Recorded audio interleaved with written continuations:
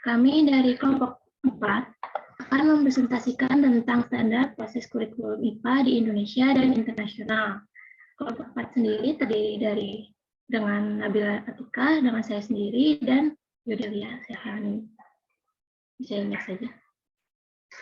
Berikut adalah sumber artikel yang kami gunakan untuk menyusun AKM dan PPT ini. Yang boleh ini. Nah, berikut adalah tujuan. Yang pertama ada untuk mengidentifikasi standar proses kurikulum IPA di Indonesia. Yang kedua, untuk mengidentifikasi standar proses kurikulum IPA di internasional.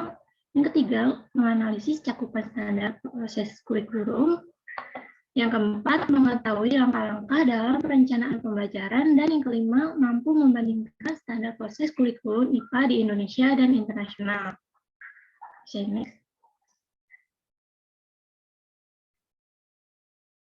Yang pertama, kita akan membahas tentang standar proses kurikulum IPA di Indonesia. Bisa di next. Nah, standar kurikulum IPA di Indonesia ini merupakan kriteria tentang pelaksanaan pembelajaran pada satuan pendidikan guna mencapai standar kompetensi lulusan atau SKL. Nah, target pembelajarannya itu terdiri dari pengembangan ranah sikap, pengetahuan, dan keterampilan. Nah, standar proses kurikulum di Indonesia ini diatur oleh Permendikbud nomor 22 tahun 2016. Untuk karakteristik kompetensi dari proses kurikulum di Indonesia ini, perkembangan peserta didiknya itu untuk jenjang SD, SMP, dan SMA. Dan standar proses kurikulum di Indonesia ini mencakup perencanaan, pelaksanaan, penilaian hasil belajar, dan pengawasan yang nantinya akan kita bahas satu persatu. Bisa di next. Yang pertama adalah perencanaan proses pembelajaran. Perencanaan pembelajaran ini dibuat dalam bentuk silabus dan rencana pelaksanaan pembelajaran atau RPP yang beracuan pada standar isi, yang tersusun dari penyusunan rencana dan persiapan media maupun sumber belajar yang memadai seperti alat penilaian dan rancangan ataupun skenario pembelajaran dari RPP, dan silabusnya ini harus menyesuaikan dengan kegiatan pembelajarannya. Nah, yang pertama akan saya jelaskan tentang silabus. Silabus ini dipakai untuk bahan mata pelajaran sebagai pedoman dalam pengembangan RPP. Nah, komponen dari silabus sendiri terdiri dari yang pertama identitas mata pelajaran itu untuk jenjang SMP dan SMA sederajat. Lalu ada identitas satuan pendidikan, ada kompetensi inti atau KI, kompetensi dasar, kompetensi tema, dan materi pokok yang isinya itu fakta, konsep, prinsip, serta prosedur. Untuk kegiatan pembelajaran, terus penilaian alokasi waktu yang digunakan untuk satu semester, dan sumber belajar yang memadai dan relevan. Bisa next. Nah, yang kedua ada rencana pelaksanaan pembelajaran atau RPP. RPP ini merupakan jabaran dari silabus untuk mencapai kompetensi dasar atau KD yang telah ditetapkan oleh Permendikbud untuk satu pertemuan atau lebih, satu semester lebih itu. Nah, disusunnya itu secara lengkap dan sistematis oleh pendidik sesuai dengan jadwal yang telah ditetapkan oleh satuan pendidikan, dan untuk supaya pembelajarannya ini berlangsung efektif, interaktif, inspiratif, dan dapat memotivasi murid untuk aktif dalam mengikuti pembelajaran. Bisa di next saja. Nah, susunan RPP sendiri ini terdiri dari komponen-komponen.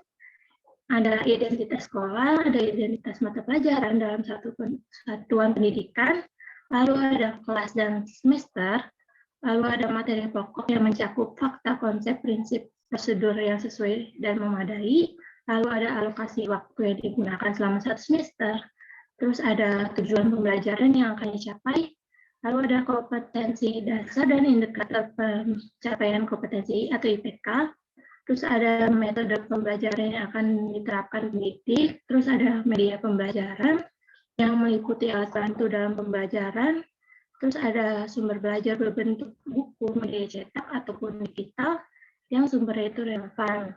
Lalu ada langkah-langkah yang digunakan untuk pembelajaran, serta penilaian hasil belajar yang disesuaikan dengan indikator pencapaian kompetensi. Nah, selanjutnya akan dijelaskan oleh teman saya. Ya, terima kasih Sinta. Tes apakah suara saya terdengar? Selanjutnya saya akan membahas pelaksanaan proses pembelajaran. Yang pertama itu ada persyaratan. Persyaratan sendiri itu terdiri dari beberapa hal, diantaranya waktu tatap muka pembelajaran. Pada jenjang sekolah dasar, waktunya itu 35 menit, SMP 40 menit, sedangkan untuk SMA dan SMK yaitu 45 menit. Waktu ini tuh sudah diatur menurut Permendikbud yang ada di sumber pustaka tadi. Terus yang kedua itu rombongan belajar. Jumlah rombongan belajar persatuan pendidikan dan jumlah maksimum peserta didik dalam setiap rombongan belajar itu berbeda-beda. Bisa dilihat pada tabel ini. Saya izin menjelaskan untuk jumlah rombongan belajar yaitu dalam yang di SD maksudnya 6 sampai 24 ini. Kenapa jumlah rombongan belajar SD 6 sampai 24 itu maksudnya paling sedikit itu ada 6 rombongan belajar. 6 rombongan belajar itu sama dengan 6 kelas. Terus setiap tingkat satu rombongan belajar itu, kan SD itu ada 6 tingkat, jadi maksimal itu 6 rombongan belajar. Jadi per tingkat itu ada satu kelas. Nah, kalau di SD maksimalnya itu ada 24 rombongan belajar. Kalau 24 rombongan belajar itu berarti per tingkatnya itu ada sekitar 24 bagi 6, sekitar 4 kelas per tingkatnya. Selanjutnya itu buku teks pelajaran. Buku teks pelajaran digunakan untuk meningkatkan efisiensi dan efektivitas pembelajaran yang jumlahnya disesuaikan dengan kebutuhan peserta didik. Lalu ada pengelolaan kelas dan laboratorium. Di sini itu kita bisa melihat KI1 atau KI2. Terdapat beberapa hal yang harus diperhatikan guru saat pengelolaan kelas dan laboratorium. Yang pertama yaitu guru wajib menjadi teladan yang baik bagi peserta didik dalam menghayati dan mengamalkan ajaran agama yang dianutnya, serta mewujudkan kerukunan dalam kehidupan bersama. Lalu guru wajib menjadi teladan bagi peserta didik dalam menghayati dan mengamalkan perilaku jujur, disiplin, tanggung jawab, peduli, santun, responsif, dan proaktif.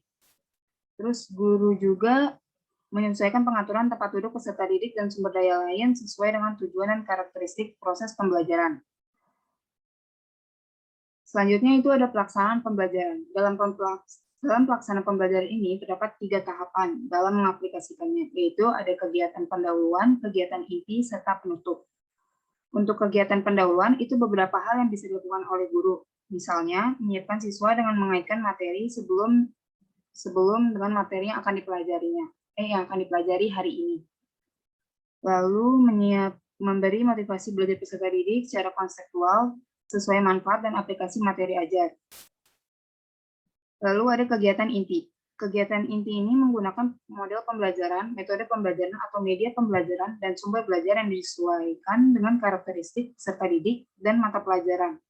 Pemilihan pendekatan tematik atau tematik terpadu atau saintifik atau inquiry dan penyingkapan atau pembelajaran yang menghasilkan karya berbasis pemecahan masalah disesuaikan dengan karakteristik kompetensi dan jenjang pendidikan.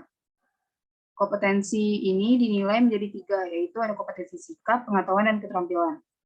Yang terakhir ada kegiatan penutup. Kegiatan penutup ini biasanya guru bersama peserta didik baik secara individual atau kelompok melakukan refleksi untuk mengevaluasi. Evaluasi ini tuh bisa melakukan umpan balik terhadap proses dan hasil pembelajaran atau memberikan tugas. Selanjutnya akan dijelaskan oleh teman saya. Terima kasih. Baik, selanjutnya adalah penilaian proses pembelajaran. Boleh di next. Nah, penilaian proses pembelajaran ini berdasarkan Permendikbud nomor 22 tahun 2016. Dalam penilaian proses pembelajaran dinilai dengan pendekatan autentik yang meliputi aspek kesiapan, proses, dan hasil belajar peserta didik secara keseluruhan atau secara holistik. Nah, keterpaduan antara ketiga aspek tadi, yang kesiapan, proses, dan hasil, itu akan menunjukkan suatu kapasitas dan perolehan belajar yang akan menghasilkan dampak instruksional dan dampak pengiring pada aspek pengetahuan dan sikap. Nah, dampak instruksional sendiri ini adalah hasil belajar atau dampak yang secara langsung dapat dicapai melalui pengarahan langsung peserta didik dalam pencapaian tujuan pembelajaran. Sedangkan dampak pengiring itu hasil belajar atau dampak hasil belajar atau dampak yang secara tidak direncanakan akan menciptakan suasana belajar yang secara langsung dialami peserta didik tanpa adanya pengarahan langsung dari guru atau pendidik.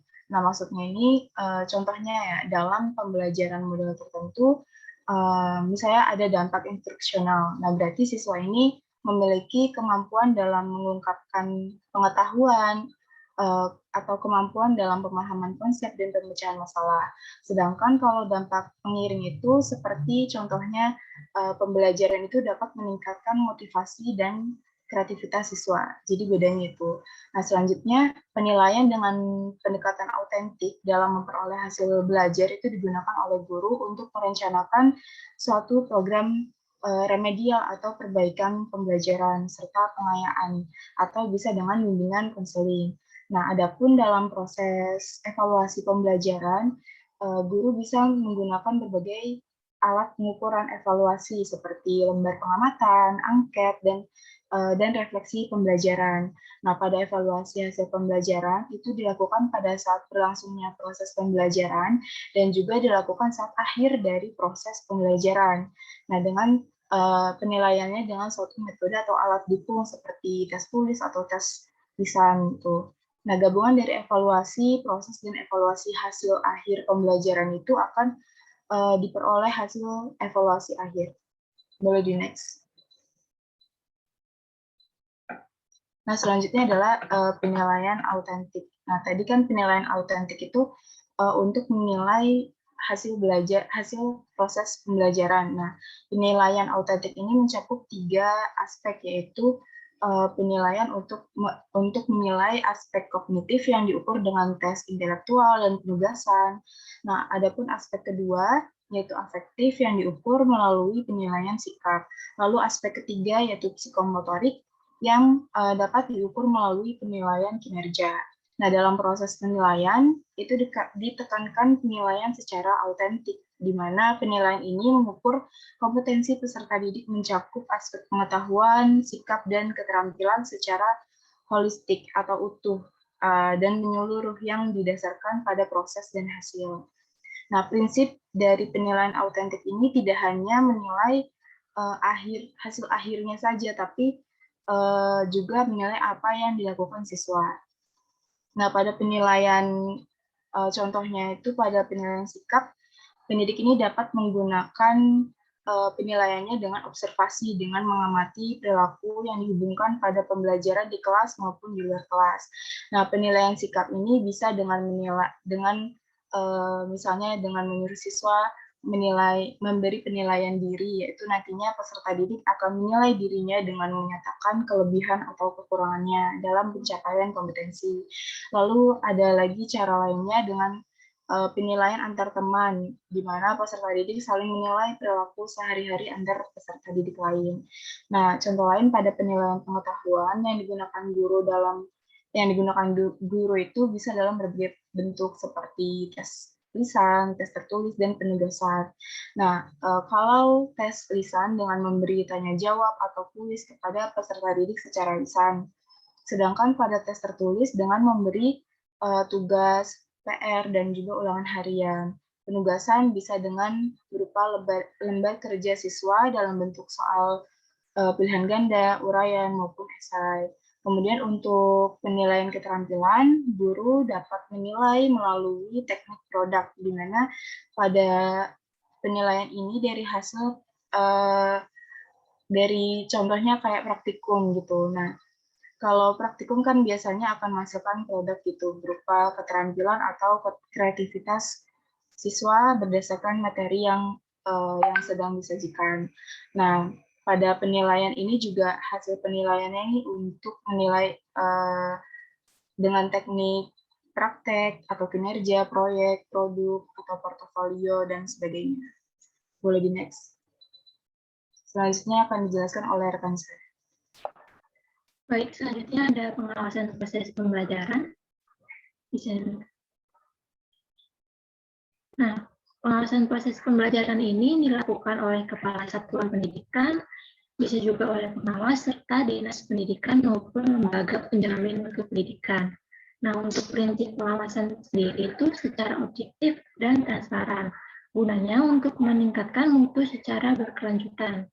Nah, proses pengawasan pembelajaran sendiri itu dilakukan dengan 4 cara. Yang pertama ada dengan pemantauan, supervisi, laporan, dan tindak lanjut. Yang pertama yaitu pemantauan. Pemantauan ini dilakukan di tahap perencanaan, pelaksanaan, dan penilaian hasil dari proses pembelajaran. Nah, pemantauan ini bisa dilakukan melalui diskusi seperti forum grup discussion atau FGD, terus ada pencatatan, terus perekaman, pengamatan, wawancara, maupun dengan dokumentasi.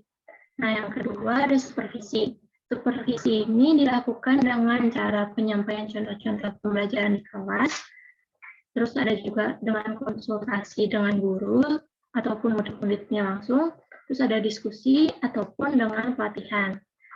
Yang ketiga adalah pelaporan. Laporan ini merupakan hasil dari pemantauan, supervisi, dan evaluasi dari proses yang telah dilakukan selama pembelajaran ini dilakukan.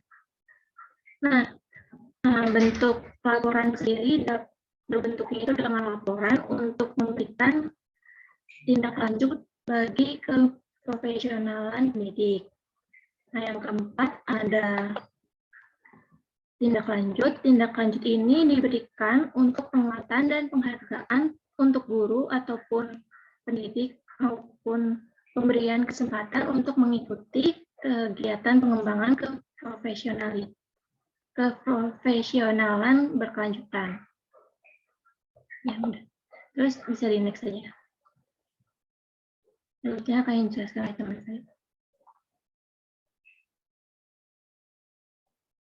Baik, selanjutnya itu standar proses kurikulum IPA di internasional.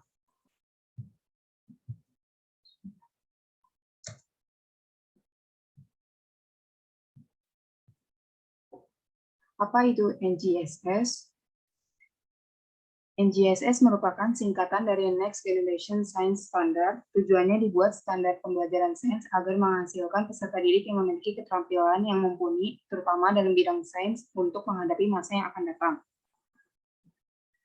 Pengembangan kurikulum berbasis NGSS yaitu ada perencanaan, desain pembelajaran, pemilihan materi, dan penilaian. Yang pertama yaitu perencanaan.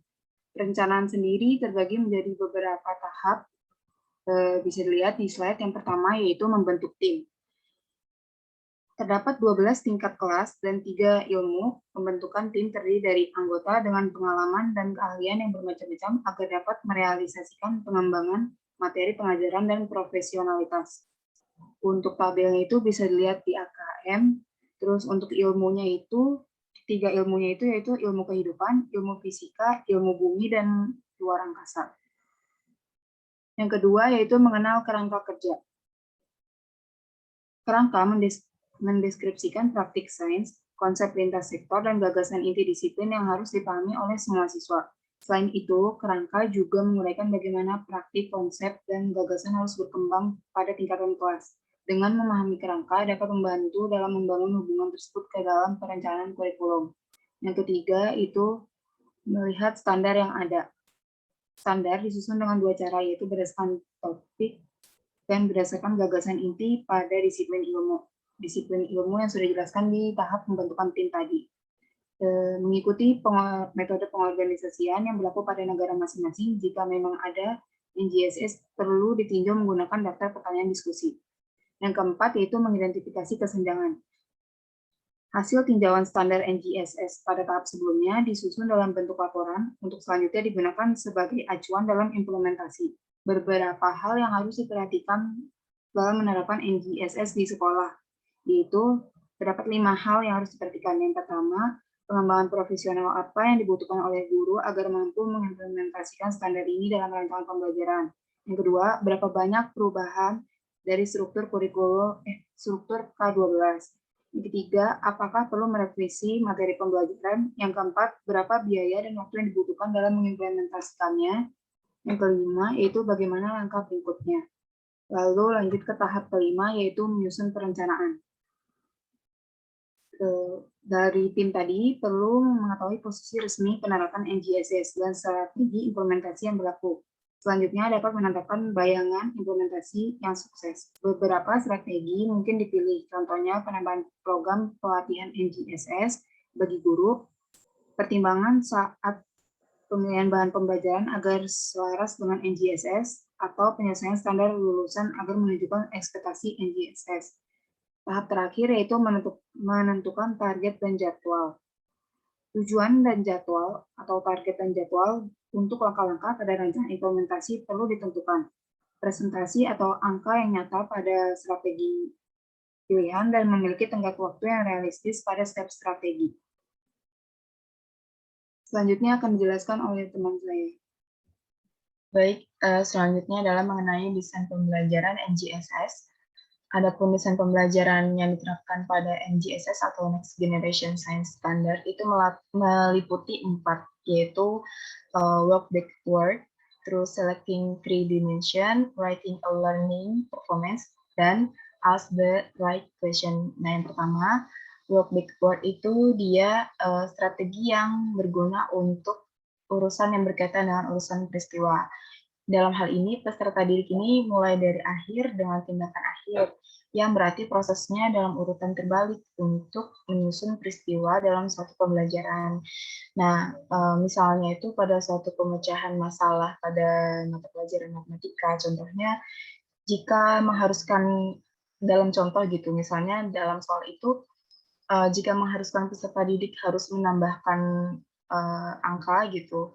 Nah, dengan strategi ini, maka peserta didik itu diminta untuk bekerja mundur dengan cara menguranginya.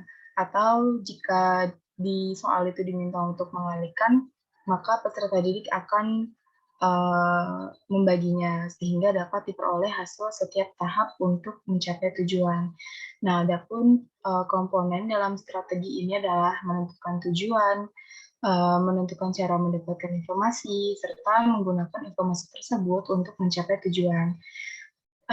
Selanjutnya, langkah-langkah dalam penyelesaian masalah dengan strategi ini adalah mengamati masalah dengan cermat dan mencari informasi penting dalam masalah tersebut atau soal tersebut. Nah, lalu yang kedua, mengidentifikasi masalah yang akan diselesaikan dan menentukan kata kunci, serta membuat gambaran besar mengenai masalah tersebut. Lalu yang ketiga, menyelesaikan masalah dengan bekerja dari informasi terakhir yang diketahui gitu, bekerja mundur atau work backward. Nah, lalu yang terakhir menulis dan mempertimbangkan jawaban yang didapat. Boleh di next. Nah, selanjutnya itu dimensi yang kedua itu ada selecting 3 dimension, yaitu memilih 3 dimensi pembelajaran yang meliputi disciplinary, core ideas, atau DCIS. Nah, di sini dimensi ini meliputi konten atau aspek kognitif dari pendidikan sains. Dalam arti lain, pada dimensi ini, materi pembelajaran pendidikan sains ini merupakan inti dari dimensi ini. Contohnya itu pada disiplin ilmu dari dimensi ini itu meliputi Earth and Space Science, Physical Science, Life Science, dan Engineering, Teknologi, dan Applications of Science. Nah, keempatnya ini adalah ide-ide dasar dalam disiplin ilmu. Nah, contohnya, misalnya pada Physical Science itu berarti materinya itu mencakup misalnya struktur dan sifat-sifat materi, reaksi kimia, lalu misalnya ada gaya dan gerak. Jadi mencakup kalau kita kenalnya kimia dan fisika gitu ya. Nah, untuk life science itu Contohnya itu adalah struktur dan fungsi organisme gitu, kayak biologi gitu, ekosistem dan interaksinya seperti itu. Lalu untuk yang Earth and Space Science itu mempelajari tentang kedudukan bumi di alam semesta serta tata bumi dan tata surya. Lalu yang Engineering, Technology, and the Application of Science itu tentang desain rekayasa atau engineering gitu. Nah, boleh next.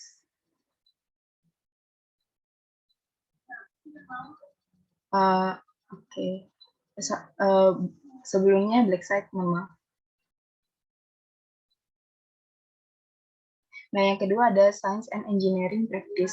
Nah, pada dimensi ini, Science Practice ini mencerminkan suatu tingkah laku ilmuwan ketika membuat teori mengenai alam.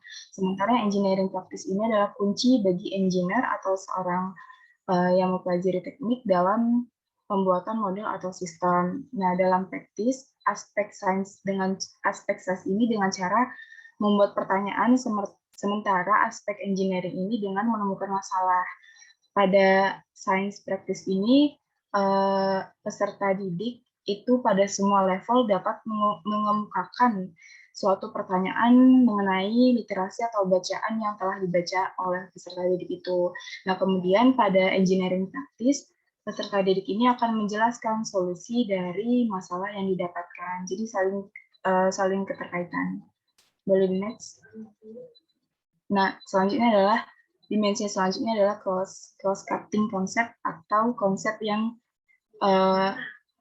atau ada cross-cutting konsep adalah konsep yang dapat dikomunikasikan dengan cara berpikir saintifik, di mana konsep ini berlaku pada banyak materi sains dan engineering.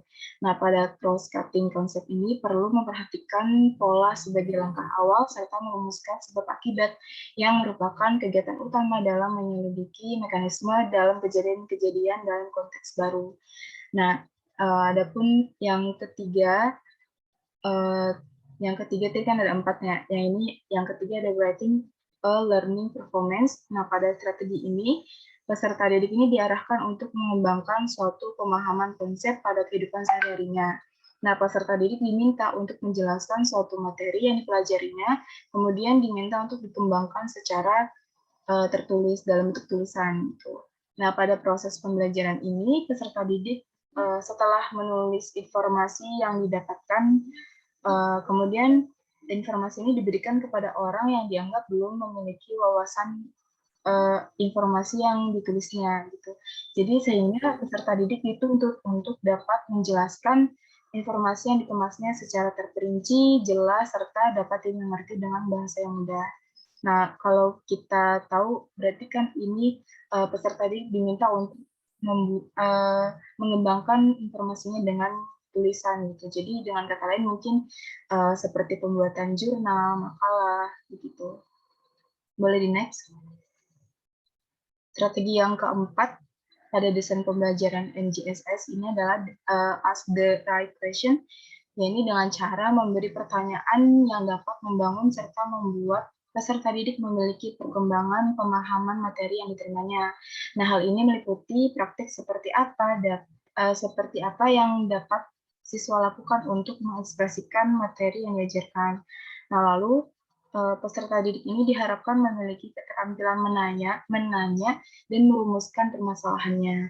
Peserta didik dalam merumuskan permasalahan diharapkan memiliki keterampilan dasar dalam menyusun pertanyaan yang bersifat logis dan mencakup fenomena berdasarkan pengetahuan yang dimiliki peserta didik. Kemudian keterampilan bertanya tersebut dirumuskan masalahnya oleh peserta didik dan dicari solusi dari permasalahan tersebut. Oke, selanjutnya akan dijelaskan oleh rekan saya.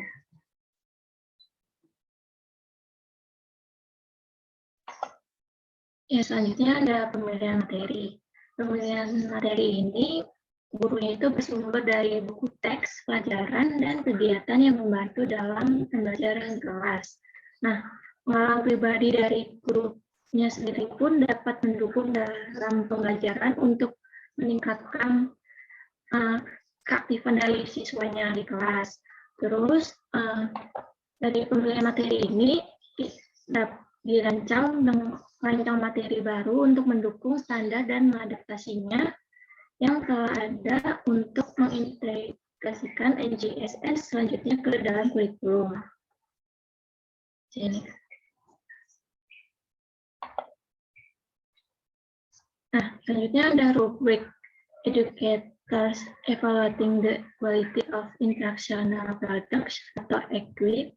Nah, rubrik EQUIP ini menyiapkan parameter ini untuk memudahkan pendidik dalam menilai atau mengevaluasi bahan ajar yang digunakan dalam praktik.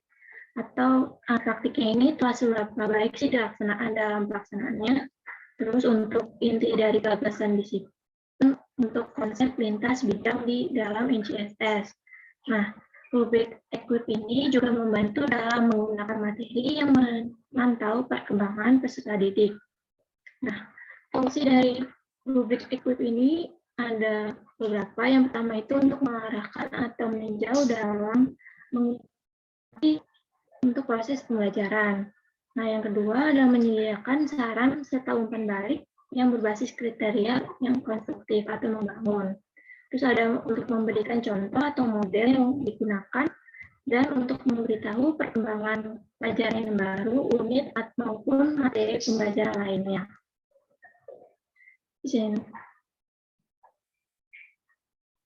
Nah, selanjutnya ini ada jenis dari rubrik EQUIP.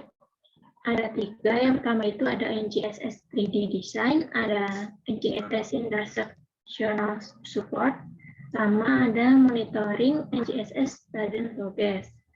Nah, untuk NGSS 3D Design ini, untuk dengan merancang solusi untuk membantu belajar siswa, lalu pemahaman yang merupakan hasil integrasi dari Science and Engineering Practice, ada pula dari disciplinary core ideas dan cross-cutting konsep yang sudah dijelaskan oleh Nabila sebelumnya. Terus untuk NGSS Instructional Support, ini melibatkan siswa dalam praktik ilmiah dan siswa ini dapat mengekspresikan, mengklarifikasi maupun menafsirkan dan mewakili ide secara lisan maupun tulisan. Dan untuk monitoring NGSS dan proses ini dengan memberikan penilaian atau evaluasi mengenai pembelajaran siswa sendiri. Selanjutnya akan dijelaskan oleh teman-teman. Selanjutnya yaitu ada penilaian.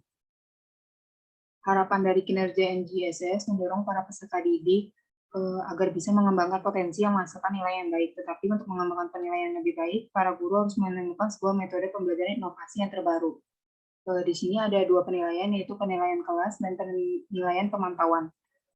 Penilaian siswa di kelas dilihat dari apakah siswa tersebut mampu mengembangkan dan menyempurnakan model, kemampuan mengembangkan berdiskusi, menganalisis data, mengembangkan penjelasan ilmiah, terlibat dalam diskusi, serta berargumentasi dengan fakta atau bukti, dan mampu merefleksikan pemahaman mereka terkait pembelajaran.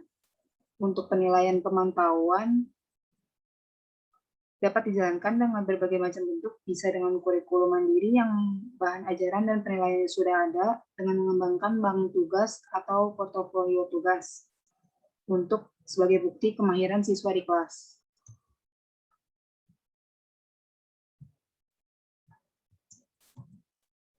Berikut merupakan konsep utamanya, yaitu standar proses merupakan kriteria dalam melaksanakan pembelajaran yang mencakup 4 aspek, yaitu tahap perencanaan, pelaksanaan kegiatan pembelajaran, aspek penilaian, dan pengawasan dari pengajar.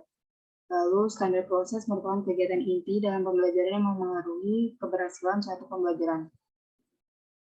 Berikut merupakan glosarium dari kelompok kami, dan ini refleksinya. Sekian presentasi dari kelompok kami. Mohon maaf jika ada salah kata. Kami kembalikan kepada moderator. Terima kasih. Baik, terima kasih kelompok 4 atas presentasinya. Selanjutnya kita akan beralih ke sesi diskusi. Silakan bagi teman-teman yang ingin bertanya atau menanggapi, boleh raise hand atau langsung. Di sini sudah ada Anissa Siti, Silakan Anissa Siti, pertanyaannya. Tes, apakah suara saya terdengar? Terdengar. Baik, Bisa sih. terima kasih kelompok 4 atas pemaparan materinya. Mohon maaf, saya izin off cam karena WiFi sedang tidak baik sinyalnya. Saya izin bertanya kepada kelompok 4. Saya lebih penasaran kepada RPP di Indonesia ya. Nah, kan ada RPP dengan versi terbaru, yaitu yang 2019, yang hanya terdiri dari 3 komponen, yaitu tujuan pembelajaran, langkah-langkah pembelajaran, dan penilaian. Nah, apakah rancangan tersebut itu lebih efektif atau sama saja fungsi keefektifannya dengan versi lama? Malahan menurut saya versi lama itu lebih lengkap ya, ada materi pokok, metode, media, dan lain-lain. Jadi, mengapa harus ada yang terbaru gitu? Terima kasih, apakah sudah dimengerti?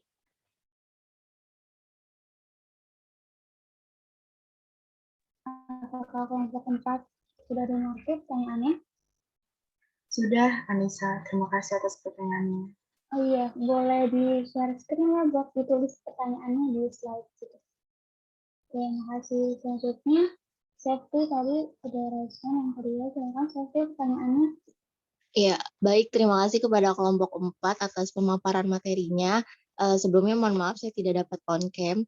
Saya ingin bertanya, tadi kan sempat dijelaskan atau disinggung tentang NGSS ya. Nah, yang ingin saya tanyakan yaitu apakah di Indonesia sudah dilaksanakan atau digalakan NGSS ini, dan kalau sudah bisa berikan contoh seperti di sekolah mana dan seperti apa tipe pembelajarannya. Apa dapat dipahami oleh kelompok 4? Iya, dapat dipahami. Terima kasih, Septi. Baik, terima kasih kembali. Terima kasih Safety atas pertanyaannya. Selanjutnya, Niken silakan. Baik, terima kasih. Izin bertanya. Jadi tadi di PPT kan dijelasin ya di bagian dalam penilaian proses dan hasil. Nah, itu dikatakan kalau hasil belajar tuh dinilai dengan penilaian autentik gitu, dengan merencanakan remedial dan pengayaan. Nah, yang mau saya tanyakan itu bagaimana jika seorang siswa sudah melakukan remedial nih, namun nilai belum mencapai target atau KKM gitu. Nah, apakah guru akan mengambil nilai dari penilaian lain? Lalu untuk perhitungannya itu seperti apa ya? Apakah sama dengan murid yang lain? Karena kan nggak mungkin ya ada siswa yang nilainya udah bagus, tapi ntar disamakan sama siswa yang remedial terus gitu. Terima kasih.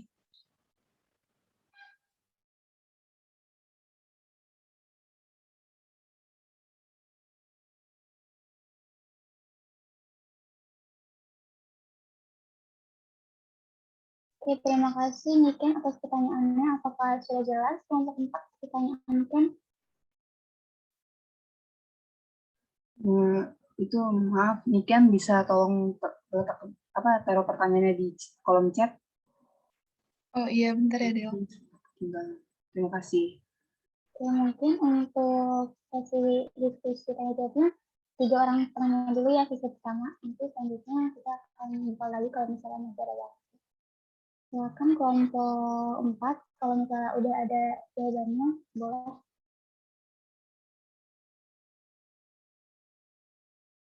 Atau misalnya teman-teman yang ingin membantu menjawab juga silakan. Saya izin menjawab untuk pertanyaan Anissa Siti. Ya, jadi kan ada RPP versi terbaru ya, yang terdiri dari 3 komponen nih. Di sini itu tujuan, langkah-langkah, sama penilaian. Lebih efektif yang mana sih sebetulnya? Nah, sebetulnya yang RPP 2016 ini yang dalam Permendikbud nomor 22 tahun 2016, ini isi komponennya ini ada 13.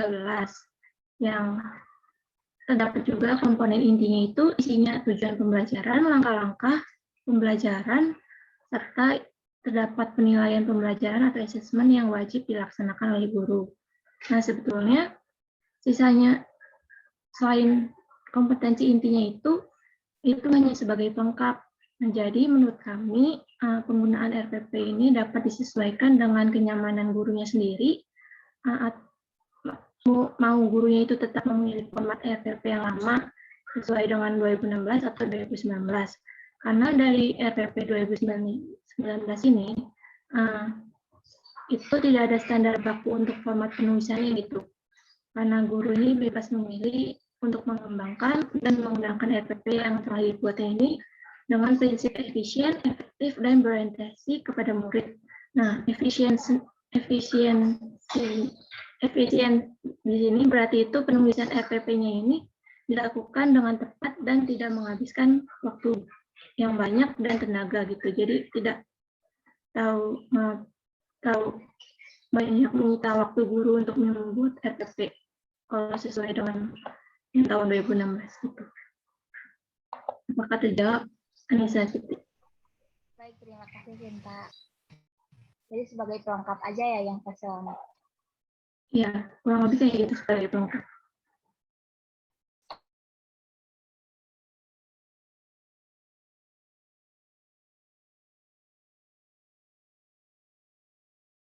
Mungkin teman-teman ada yang ingin menanyakan jawaban dari Sinta, silakan kalau misalnya ada. Apakah sempat menjawab pertanyaan yang lain?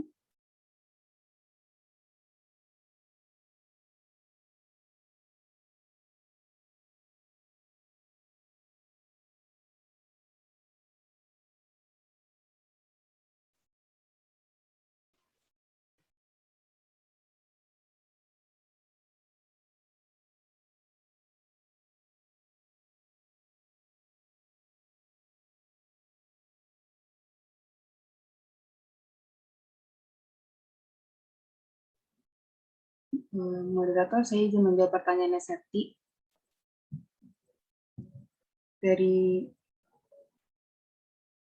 Septi bertanya, apakah di Indonesia sudah dilaksanakan atau dijalankan NGSS, dan bisa tolong berikan contohnya. Dari yang saya cari, saya menemukan sumber artikel yang menemukan bahwa NGSS sudah mulai dilaksanakan di Indonesia. Artikel yang saya dapat itu berjudul Kerangka Pembelajaran NGSS dalam Model Project Based Learning.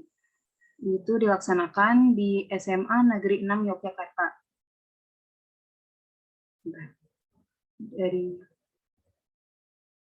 Dari isi jurnal tersebut menjelaskan sudah ada penelitian pembelajaran berorientasi NGSS dalam terbukti bahwa jika materi hukum pada artikel ini tuh membahas fisika berorientasi NGSS dan terbukti bahwa jika materi hukum Newton tentang gerak yang disampaikan dalam pembelajaran NGSS dapat meningkatkan SEPS peserta didik dalam planning dan carrying out investigation. Sebentar, saya izin share screen jurnal artikel.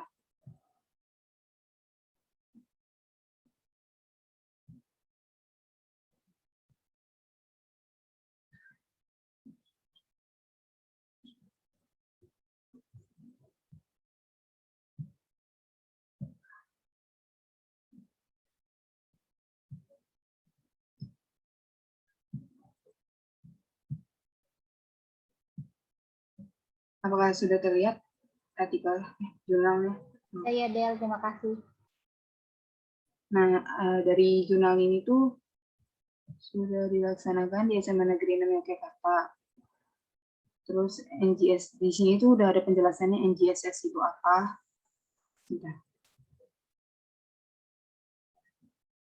Nah, ini yang barusan saya bacakan sudah ada penelitian pembelajaran berorientasi NGSS dan telah terbukti bahwa jika materi hukum Newton tentang gerak dan disampaikan dalam pembelajaran NGSS dapat meningkatkan SEPS peserta didik dalam planning dan carrying out investigation dan constructing explanation.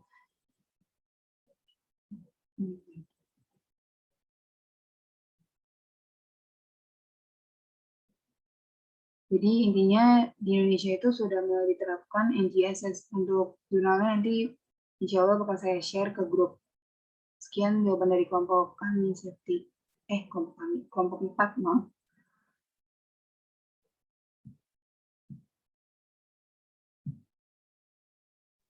Bagaimana Septi, apakah sudah terjawab pertanyaannya? Izin bertanya kembali, NJSS ini untuk di Indonesia apakah digalangkan mulai dari SD hingga SMA atau hanya SMA saja begitu kelompok 4?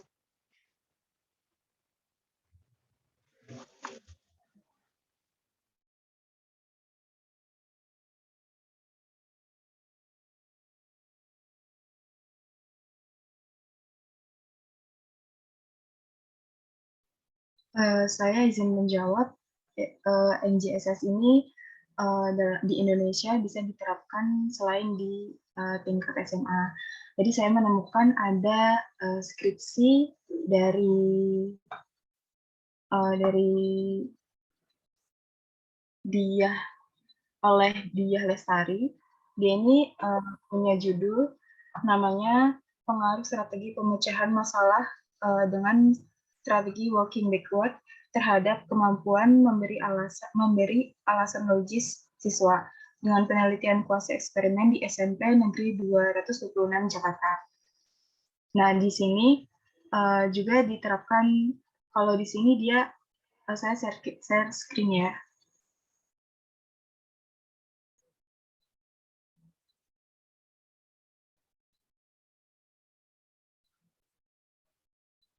Apakah terlihat, teman-teman?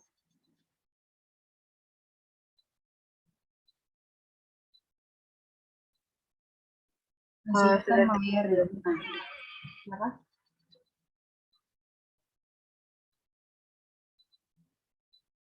Iya, sudah terlihat Nabila. Ya, nah di sini dia menggunakan strategi pemecahan masalah dengan working backward atau dengan kebalikannya gitu, bekerja mundur. Nah, contoh soalnya di sini soal matematika, contohnya adalah John berusia 4 tahun lebih muda daripada Carmel.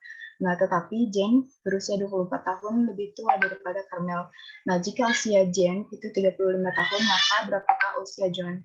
Nah, di sini tadi kan dijelaskan juga ya kalau dalam strategi ini itu ada langkah-langkahnya. Nah, pertama langkah-langkahnya kita tuh harus tahu masalah tersebut. Apa yang diketahui dari masalah tersebut atau soal tersebut. Nah, yang diketahui itu adalah John itu berusia 4 tahun lebih muda daripada Carmel. Nah, lalu Jane berusia 24 tahun lebih tua daripada Carmel, dan usia Jane ini 35 tahun. Nah, langkah selanjutnya apa yang ingin dicari atau apa tujuan dari masalah tersebut. Nah, tujuan untuk menjawab soal ini adalah berapa usia John gitu. Nah, di sini dalam strategi ini kita mulai merencanakan masalah mulai dari hal yang ditanyakan tadi, usia John. Nah, selanjutnya menyelesaikan masalah dengan misalkan tadi kan usia John itu A, usia Carmel itu B, dan usia Jane itu C.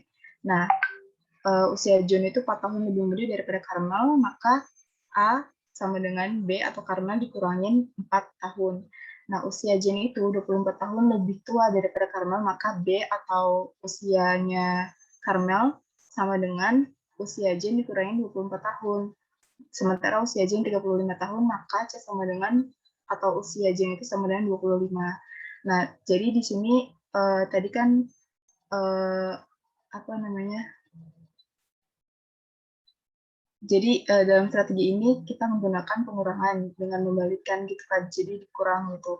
Jadi usia John itu adalah usianya Carmel dikurangin 4 tahun, lalu dihitung-hitung sampai usia John ini ketemu adalah 7 tahun gitu. Kalau dari skripsi Diah Lestari ini, gitu Sakti.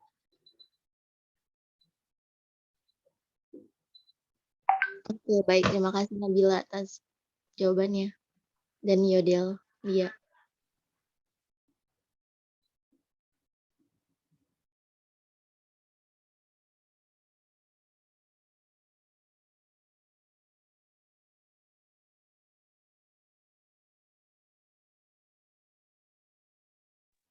Iya, ini Kak Riza mungkin ada tambahan, Pak.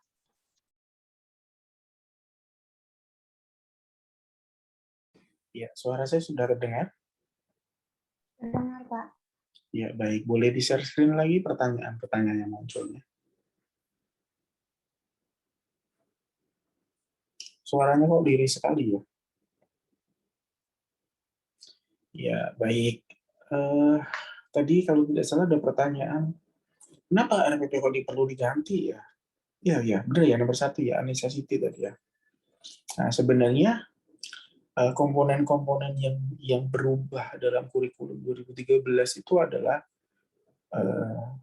ada 2, ya, ada 2. Yang pertama adalah dari KD berganti menjadi KI, dan kemudian kalau di kurikulum KTSP itu ada EEK, eksplorasi, elaborasi, sama konfirmasi. Ya. Sedangkan kalau di kegiatan pembelajaran pada kurikulum 2013 revisi itu adalah pendekatan saintifik 5M. Ya. Jadi ada beberapa komponen-komponen sebenarnya begini tidak berubah. Format itu bergantung pada satuan pendidikan masing-masing atau sekolah masing-masing. Ya. Jadi itu tidak berubah. Tapi komponen-komponen yang harus ada di RPP ya memang ada, itu kan, identitas sekolah, nama mata pelajaran, kemudian semester berapa, ya KI, kemudian KD, tujuan pembelajaran, gitu ya. Terus kemudian ada juga materi pokok, kemudian juga ada metode pendekatan, model dan metode pembelajaran, ada kegiatan pembelajaran, instrumen penilaian dan lain sebagainya. Nah, itu sebenarnya ada hal-hal yang memang harus ada dan memang hal-hal yang memang harus boleh dikembangkan, maksud saya yang boleh dikembangkan oleh masing-masing satuan pendidikan. Ya, jadi sebenarnya yang berubah hanya 2, dari KD menjadi KI, dan kemudian di kegiatan pembelajaran itu dari EEK menjadi pendekatan saintifik. Ya. Nah, ini sebenarnya sama, yang berubah itu adalah kalau di kurikulum 2013 itu adalah dengan pendekatan saintifik, seperti itu. Ya. Itu saja yang mungkin tambahan dari saya mengkonfirmasi terkait dengan RPP. Ya. Jadi silabus, RPP, dan sebagainya itu sebenarnya tidak ada format baku. Yang ada adalah harus ada komponen minimal. Dan kemudian format itu akan mengikuti yang ada di sekolah masing-masing. Ya. Ada yang mau disampaikan terkait dengan topik yang tadi saya sampaikan? Oke, jika tidak ada, saya kembalikan lagi pada moderator. Silakan. Baik, terima kasih Pak Riza atas tambahannya. Kelompok 4 silakan menjawab pertanyaan Mungkin yang belum ya. Atau mungkin teman-teman ada yang mau menjawab atau menambahkan? Baik, saya dari kelompok presenter izin menjawab pertanyaan Niken.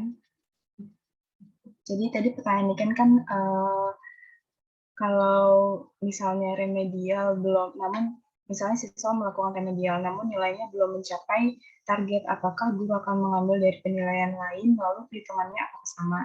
Nah, dalam penilaian autentik ini dia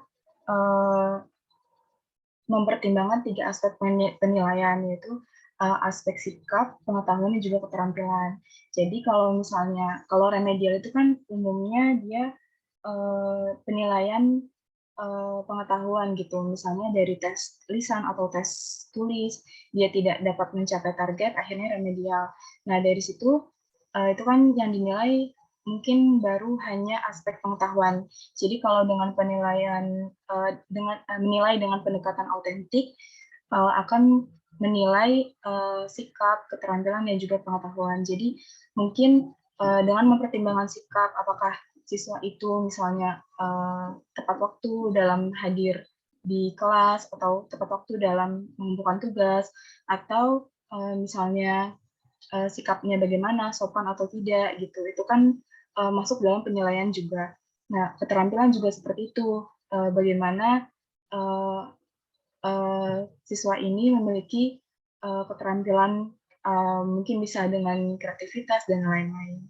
Gitu. Jadi bisa dibilang untuk penilaian autentik ini dia menilai dengan 3 aspek tadi secara keseluruhan gitu atau secara holistik. Jadi kalau misalnya tapi kalau misalnya kan kalau misalnya remedial terus siswa itu masih remedial terus dan dalam aspek sikap mungkin siswa itu malas atau tidur di kelas mulu atau bolos gitu, mungkin bisa jadi tidak naik kelas atau perlu dipertimbangkan kembali apakah layak atau tidak untuk naik kelas gitu. Lalu untuk perhitungannya apakah sama? Untuk penilaiannya, kalau menurut berdasarkan pengalaman saya, kalau remedial itu biasanya guru mengambil nilai KKM kalau memang nilai remedialnya itu melebihi dari KKM remedial gitu. Mungkin teman lain ada yang mau menambahkan, silakan. Terima kasih. Terima kasih Nabila atas jawabannya. Mungkin apakah sudah terjawab? Sebentar. Tadi kalau nggak salah, saya sambil ngantuk nih sebenarnya. Jadi, KKM remedial, benar ya tadi ya? Apa saya karena ngantuk jadi salah dengar? KKM remedial. Maksudnya seperti misalkan batas minimal remedial yang harus dicapai itu dari guru misalkan 75. Nah, namun siswa misalnya pas remedial itu dapatnya 80. Nah, nanti tetap aja mungkin yang dipakai itu yang 75 tadi, begitu mungkin, Pak. Baik, ya paham maksudnya. Maksudnya memang ada kebijakan lain gitu ya. Sebenarnya nggak ada gitu ya. Yang namanya KKM itu satu gitu. Dalam setiap KD ataupun mungkin dalam setiap indikator yang namanya KKM itu satu. Misalkan di sini Nabila pada waktu kuliah, pada waktu mata pelajaran materi KD misalkan terkait dengan sel misalkan ya, KKM-nya misalkan 78, nilainya Nabila adalah 75 gitu. Berarti kan tidak lolos KKM. Nah, kemudian Nabila mengikuti remedial. Nah, nilainya itu ya tetap harus mengacu pada KKM 78 tadi. Jadi tidak ada sebenarnya berkaitan dengan KKM remedial. Tidak ada istilah KKM remedial. Yang namanya KKM itu adalah tetap KKM. Tetap satu dalam setiap indikator atau dalam setiap KD minimal. Ya. Dan kalau misalkan jadi tidak ada toleransi, karena memang remedial maka KKM-nya jadi 65, tidak bisa seperti itu. Ya, tetap KKM harus tetap satu. Ya, oke, silakan saya kembalikan lagi.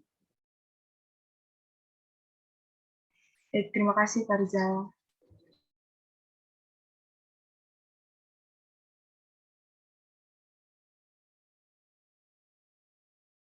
Rizal atas tambahan dan Nabila atas jawabannya. Mungkin sudah terjawab ya.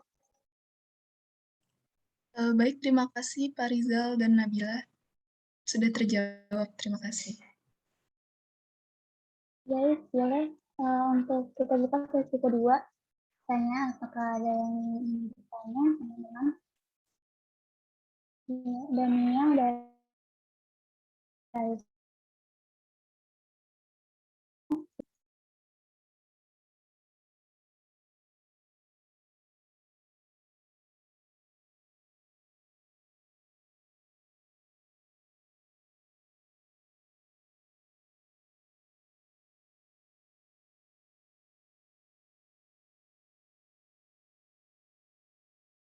Nia, silahkan. Iya, baik. Terima kasih. Halo, Untuk Nia. apakah terdengar suara saya? Apakah suaranya terdengar? Terdengar, Nia. Oh, iya, baik. Baik, terima kasih untuk kelompok 4 dan moderator. Saya Nia izin bertanya. Pada perencanaan proses pembelajaran itu kan salah satu komponennya adalah RPP ya. Nah, dan tadi sudah disebutkan oleh kelompok presenter, isi dari RPP itu cukup banyak. Nah, menurut kelompok presenter, apakah ada kiat-kiat yang harus kita perhatikan gitu sebagai pengajar atau guru dalam menyusun dan melaksanakan RPP dengan baik? Sekian pertanyaan dari saya. Apakah dapat dipahami?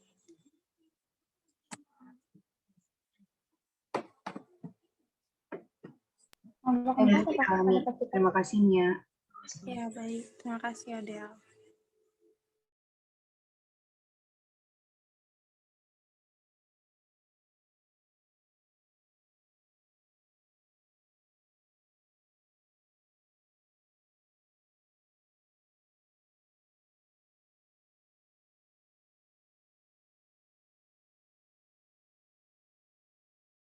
Intinya itu Hasiana udah raisen, boleh Hasiana pertanyaannya.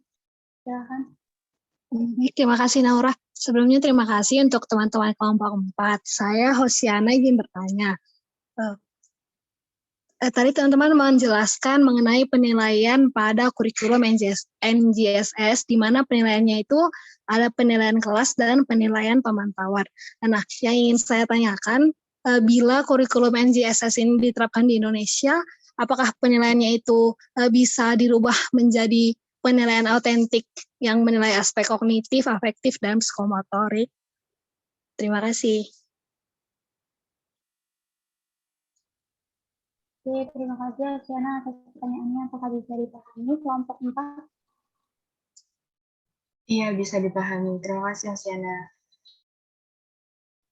Apakah teman-teman ada yang ingin bertanya lagi? Mungkin? Silahkan.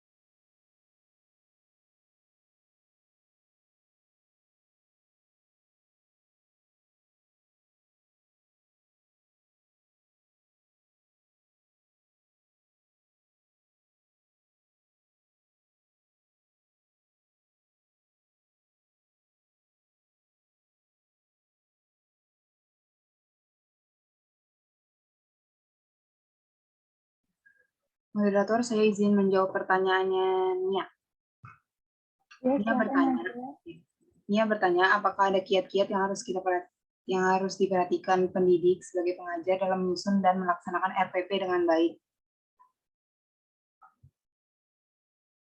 Dari sumber artikel yang saya baca, menurut Kunandar tahun 2011, dalam menyusun RPP itu, guru tidak hanya asal membuat RPP, melainkan memerhatikan beberapa hal. Yang pertama, dalam pembuatan RPP itu mengacu pada kemampuan dasar yang harus dikuasai siswa, serta materi dan submateri pembelajaran, pengalaman belajar yang telah dikembangkan di dalam silabus. Menggunakan berbagai pendekatan yang sesuai dengan materi yang memberikan kecakapan hidup, sesuai dengan permasalahan dan lingkungan sehari-hari. Terus menggunakan metode dan media sesuai mendekatkan siswa dengan pengalaman langsung. Penilaian dengan sistem pengujian menyeluruh dan berkelanjutan didasarkan pada sistem pengujian yang dikembangkan selaras dengan pengembangan silabus. Lalu RPP ini juga dikembangkan berdasarkan silabus yang telah dikembangkan pada tingkat nasional, dengan memperhatikan perbedaan individu peserta didik. Terus dengan adanya RPP ini diharapkan dapat mendorong partisipasi aktif peserta didik dan bisa peserta didik itu memberikan umpan balik ataupun tindak lanjut umpan balik selama pembelajaran. Sekian jawaban dari kelompok kami, mohon koreksinya Kak. Terima kasih. Iya, dapat dipahami Yudel. Terima kasih.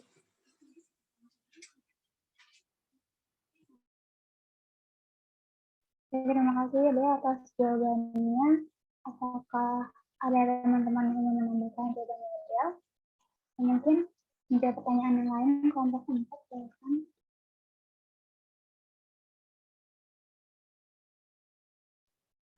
Izin menjawab pertanyaan yang lain dari pertanyaannya Oci. Jadi, ya terima kasih. Jadi kan tadi Oci tanya kalau apakah proses penilaian kurikulum internasional, yaitu penilaian kelas dan penilaian pemantauan, juga menggunakan penilaian autentik dengan aspek kognitif, afektif, dan psikomotorik. Nah, kalau kita balik lagi ke penilaian kurikulum internasional, tadi kan ada penilaian kelas, di mana penilaian kelas ini dilihat dari apakah siswa tersebut mampu mengembangkan dan menyempurnakan model, kemampuan mengembangkan berdiskusi, menganalisis data, pengembangan penjelasan ilmiah, dan terlibat dalam diskusi serta argumentasi dengan fakta atau bukti, dan mampu merefleksikan pemahaman mereka terkait pembelajaran. Sementara kalau penilaian pemantauan itu bisa dengan menilai, dengan mengembangkan bank tugas dan portofolio tugas yang menjadi bukti kemahiran siswa di kelas. Nah, dari sini kalau misalnya penilaian kelas kan tadi ada yang disebutkan kalau siswa ini mampu mengembangkan dan menyempurnakan model, lalu kemampuan pemahaman, begitu kan. Dari kemampuan pemahaman itu berarti dari aspek kognitifnya itu atau pengetahuannya itu bahwa kurikulum internasional juga menggunakan aspek kognitif itu dalam penilaian kelas. Lalu juga pada penilaian kelas itu ada penilaian bahwa siswa ini mampu mengembangkan mengembangkan dan terlibat aktif dalam diskusi serta argumentasi dengan fakta atau bukti. Nah, ini berarti bisa dengan penilaian sikap gitu atau afektif gitu. Jadi bagaimana cara siswa ini berdiskusi gitu antar teman lain. Nah, kalau pada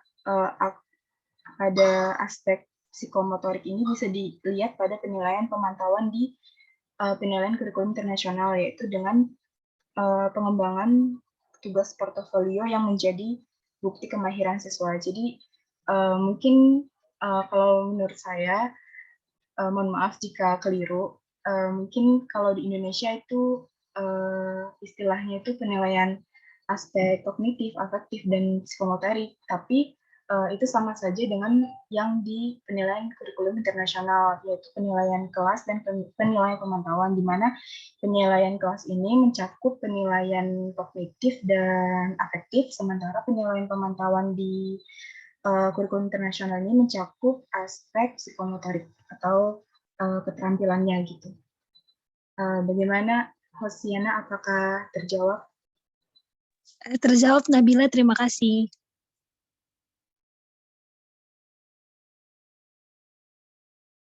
Apakah ada pertanyaan lagi dari teman-teman yang lain?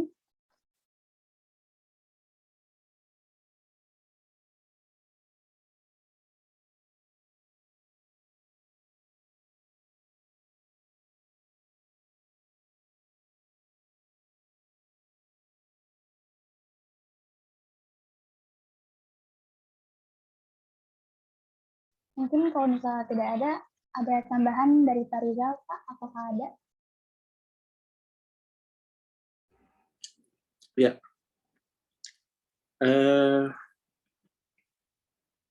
Lalu kita membahas terkait dengan standar proses ya. Pada kurikulum 2013 atau pada IPA, sebenarnya ruh dari kurikulum 2013 itu adalah dari implementasi dengan pendekatan saintifik, ya, dengan pendekatan 5M itu tadi. Jadi kalau misalkan kita dalam melaksanakan proses pembelajaran, proses IPA, maka kita harus menerapkan dengan pendekatan saintifik. Nah, banyak yang kemudian kebingungan ya, banyak yang kemudian kebingungan dengan cara bagaimana saya bisa menerapkan pendekatan saintifik gitu kan. Kalau mungkin kita di IPA itu mungkin tidak kesulitan gitu kan. tapi yang di mata pelajaran yang lain. Nah, ini sebenarnya kita dituntut untuk dalam proses pembelajaran itu untuk kreativitas dalam mengembangkan pembelajaran. Ya, kreativitas dalam mendesain pembelajaran, yaitu bisa dengan cara memadukan berbagai macam model pembelajaran, ya, dan lain sebagainya, atau menerapkan model-model pembelajaran yang baru. Nah, ini yang perlu kita garis bawahi ketika kita dalam melaksanakan implementasi proses dari pembelajaran. Nah, saya kira itu saja, karena presentasinya juga sudah cukup komprehensif, ya. Cuman mungkin yang masih belum adalah contoh-contoh gitu ya, mungkin contoh-contoh pelaksanaan implementasi proses-proses dalam pembelajaran. Ya, bisa dengan cara implementasi pembelajaran problem-based learning itu seperti apa. Ya, itu saja mungkin. Terima kasih. Baik, terima kasih Pak Riza atas tambahannya. Dari kelompok 4, apakah ada tambahan? Atau mungkin kita langsung kuis aja ya? Iya, Ya, boleh. silakan. Ya. Iya, boleh. Kelompok 4 di-share linknya.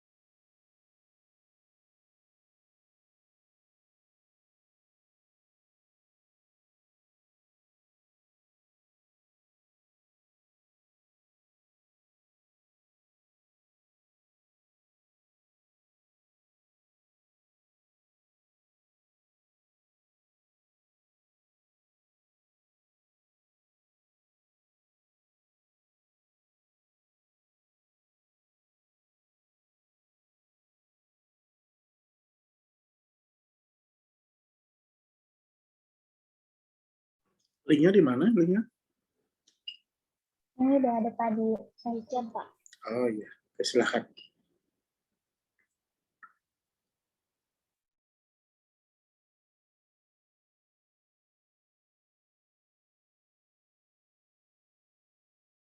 Sampai jam berapa ya?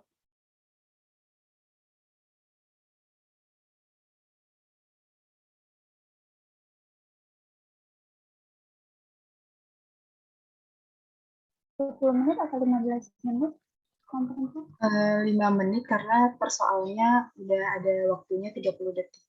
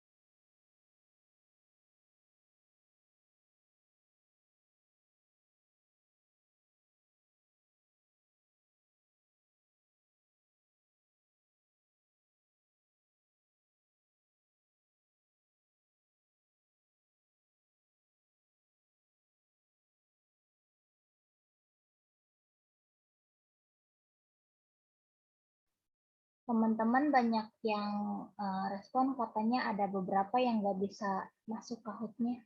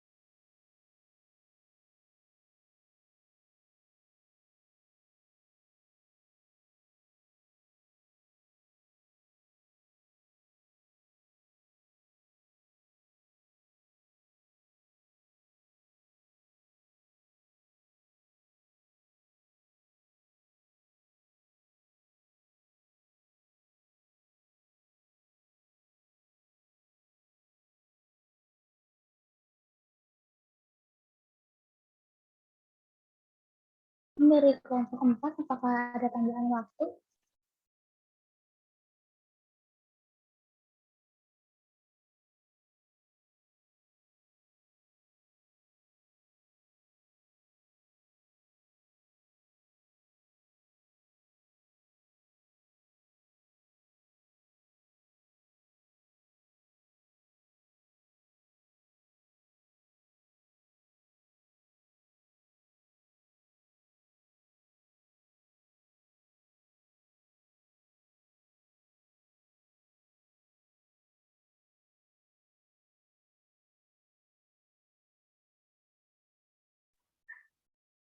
Bapak izin bertanya.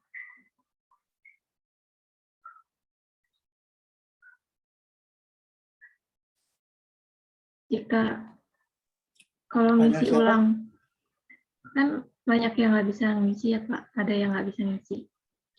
Ini apa boleh ngisi ulang soalnya gitu Pak? Ya, boleh, silakan. Ya. Boleh langsung isi ulang aja yang nggak bisa.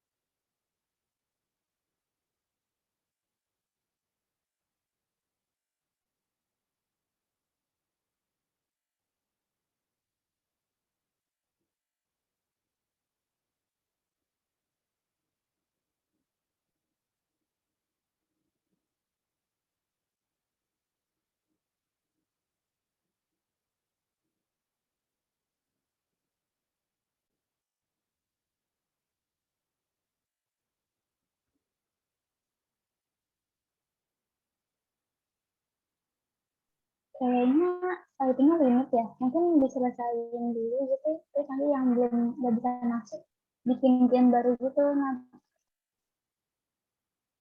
kayak dimulai game permainan baru ini dimulai lagi gitu, kayaknya diselesaikan dulu. Ya, ada kendala apa? Ada beberapa yang nggak bisa masuk Pak, soalnya limit.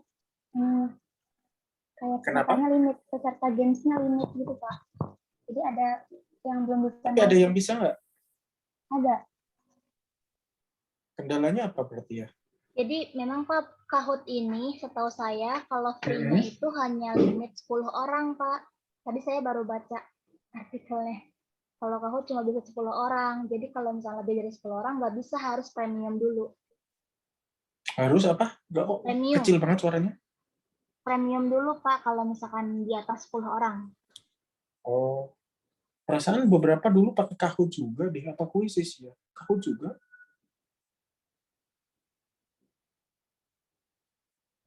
Ya sudah, nggak apa-apa. Mungkin nanti gimana jadi solusinya?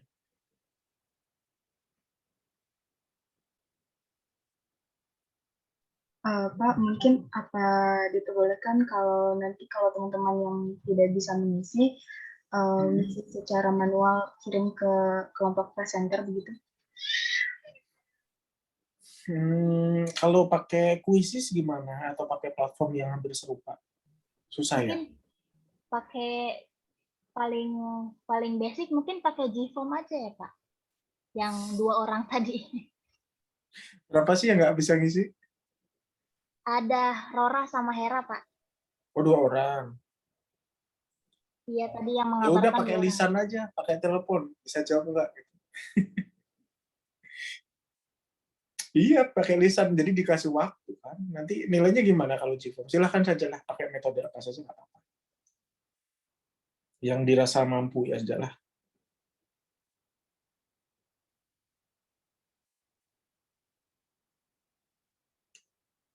Mau pakai apa jadinya?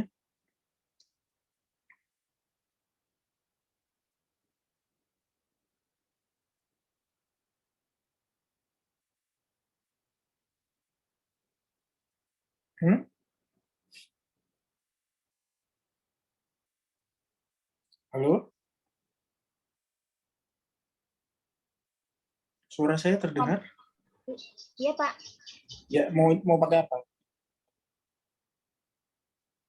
Kelompok 4 pakai apa katanya? Sepertinya untuk yang tidak bisa mengisi Kahoot, kita pakai Gform aja, Pak. Yang 2 Ya orang udah. itu. Ya. Sebentar ya, Pak.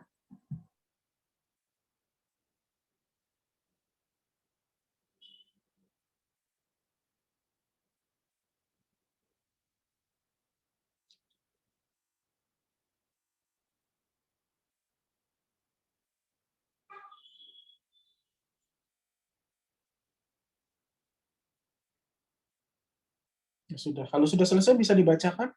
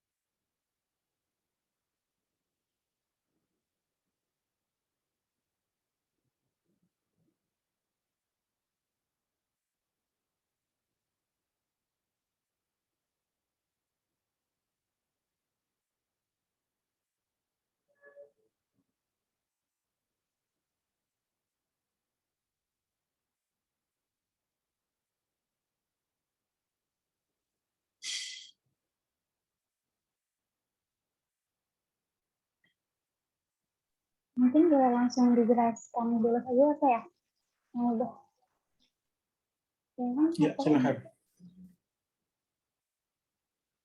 Ini tadi berapa soal sih? 10, Pak.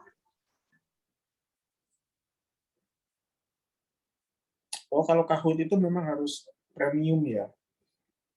Kalau lebih dari 10 orang. Apa dulu waktu itu pakai Quizzes ya atau Kahoot ya? Udah nanti saya coba pelajari deh. Kalau upgrade berapa sih itu? Kurang tahu Pak kalau untuk upgrade. Ya udah. Ini langsung diulas saja kali ya. Iya, silakan. Izin mengulas ya Pak. Untuk pertanyaan nomor 1, soalnya dalam pelaksanaan pembelajaran terdapat jumlah maksimum peserta didik dalam setiap rombongan belajar tingkat. Jumlah maksimum peserta didik SMPLB setara dengan jawaban yang benar itu harusnya SMALB, yang menjawab benar itu 4 orang. Untuk SDM atau MI itu 1 orang, SMP atau MTS itu 2 orang. Terus untuk SMA atau ML tidak ada yang menjawab. Untuk nomor 2, dalam pelaksanaan pembelajaran, guru IPA memberikan motivasi akan peserta didik baik secara psikis dan fisik selama mengikuti pembelajaran. Tindakan guru seperti ini termasuk ke dalam tahap jawab yang benar itu pendahuluan, yang menjawab pendahuluan ada 7 orang dan yang tidak menjawab 1 orang. Untuk nomor 3, dalam kurikulum NJSS yang bertujuan untuk merealisasikan pengembangan materi, pengajaran, dan profesionalitas adalah jawaban yang benar adalah untuk membentuk tim. Yang menjawab membentuk tim ada 4 orang. Untuk yang menjawab merevisi materi pembelajaran ada 2 orang. Yang menjawab mengenal kerangka kerja ada 1 orang, dan yang tidak menjawab 1 orang.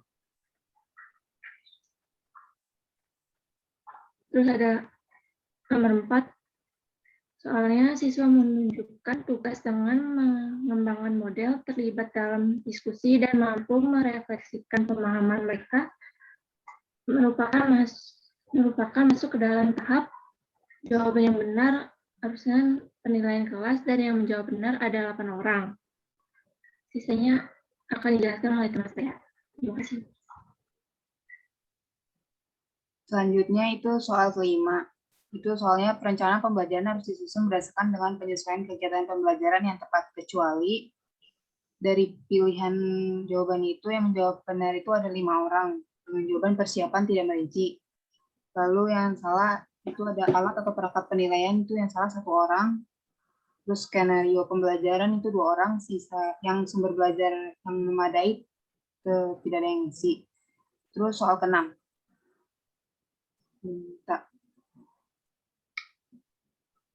Soalnya itu pengawasan proses belajar dilakukan oleh kepala sekolah serta pengawas dengan cara menyampaikan contoh-contoh, diskusi maupun pelatihan adalah yang benar itu, yang menjawab benar ada 5 orang dengan jawaban supervisi. Lalu yang menjawab pemantauan ada 3 orang, itu yang salah. Terus sisanya tidak ada yang menjawab pelaporan ataupun tindak lanjut. Selanjutnya soal ke-7. Jenis atau kategori rubrik equip antara lain. Yang menjawab benar itu ada 7 orang dengan jawaban NGSS Instructional Support. Terus yang selecting 3 dimension itu 0, tidak ada yang mengisi. Terus kalau yang work backward itu 1 orang yang mengisi. Selanjutnya akan dijelaskan oleh teman saya. Baik, soal yang nomor 8 adalah berdasarkan Permendikbud nomor 22 tahun 2016 dalam penilaian proses pembelajaran dinilai melalui jawaban yang benar adalah pendekatan autentik secara holistik. Ada 6 yang menjawab benar. Jadi tidak hanya menilai dengan hasil, tapi juga aspek-aspek ketiga aspek tadi. Selanjutnya nomor 9. Strategi yang peserta didiknya diarahkan untuk mengembangkan suatu pemahaman konsep pada kehidupan sehari-hari, lalu diminta untuk menjelaskan suatu materi yang dipelajarinya, kemudian diminta untuk dikembangkan secara tertulis, merupakan desain pembelajaran NGSS berupa writing a learning performance. Jadi ada 5 yang benar menjawab dan 3 yang salah. Soal selanjutnya nomor 10.